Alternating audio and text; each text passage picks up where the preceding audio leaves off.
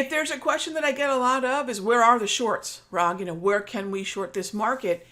And they're not as sexy as major drops in October might suggest they will be.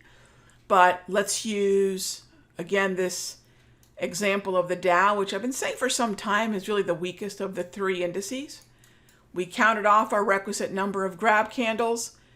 And then this right in here becomes a short the rip.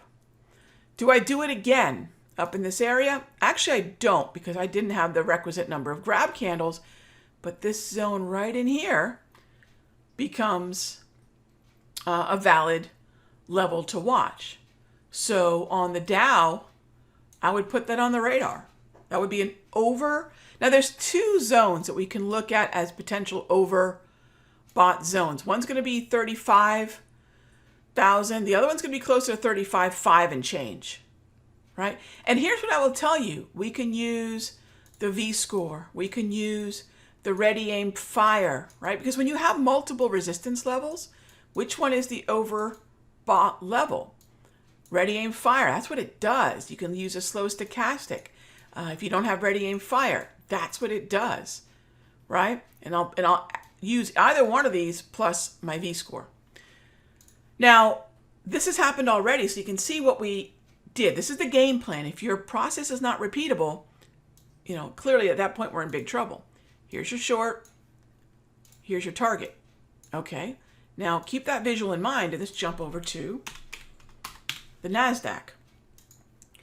And so now what we want to take a look at is, again, number of candles. Now, this is the most aggressive way to identify a potential downtrend. I've got propulsion dots, grab candles, requisite number of grab candles, and now, once again, we've traded up into that resistance zone. And actually, we're in the lower half of that resistance zone. That's fine. That's the more aggressive part of the zone. It's valid, though. Now, the target is where a lot of traders, the exits are where the wheels fall off the wagon for a lot of traders. I find there's a lot of traders out there that are exceptional at the entry, right? And again, love, love, love this quote. Thank you, Mr. David Starr, for pushing this through. Love it. Any sufficiently early trade is indistinguishable from wrong. Right? Period. And so if I'm too early, that's akin to being wrong. So lower half of the trade, upper half of the trades, we would scale in across two zones to be short sellers or long puts, right? So we got the zone down. And I think a lot of traders, for various reasons, might be looking for resistance in this area. Another thing that's really interesting, and I think I have this on my trading view charts. Yep. We are at the halfway mark. And there's something magical about that halfway mark on CHOP. So we've identified CHOP. We have what could be the most aggressive pattern that I have within my arsenal for recognizing a potential short. We've entered the lower half of the zone, that aggro half of the zone. We're not jumping in early. We're not jumping to conclusions. We're not jumping in short at, say, 14.4, right? It's really closer to 15,000. Here's where the exits are so important. And this is definitely going to be a big part of the upcoming class, by the way. Where have we been before? Where are the previous lows? And where are those key support levels? I cannot, in good conscience, start throwing out targets any lower than 14,000 or about this 200 exponential, which I'm using to simpler propulsion. All right? So if we start looking at, do you have do you have the ability to use both these levels as two levels to scale out at? What if we exceed 14.4 and we keep going down to 14,000? We can scale out. But those are two targets to watch. So remember that as we scale out of this, it's really remembering, don't expect the market to go anywhere that it hasn't gone before.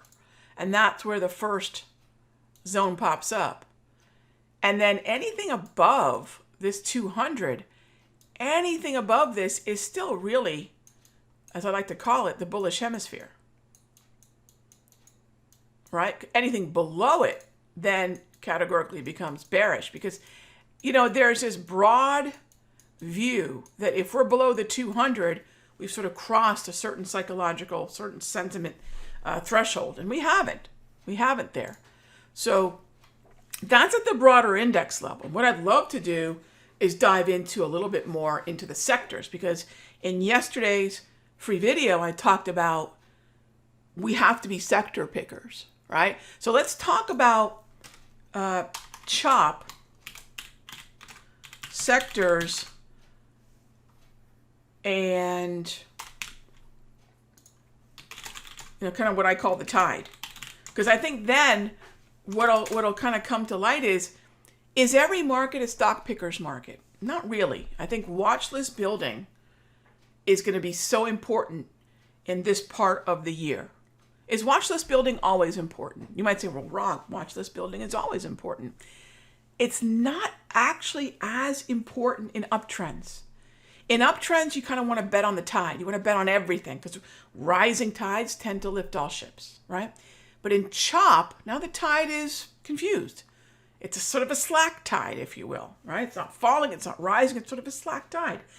That's where you have to look at the individual boats in a much more specific way. That's where watch list building, I mean, a topic that we're going to spend a lot of time on in the class, and the next webinar is on Wednesday, this coming Wednesday.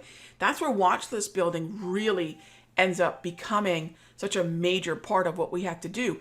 It was very different last year. Last year was, what are the indices doing, and what's the easiest way that I can engage the indices in the broadest way, the most, you know, the way that includes all the different sectors and the best stocks. How do we do that in the best way possible?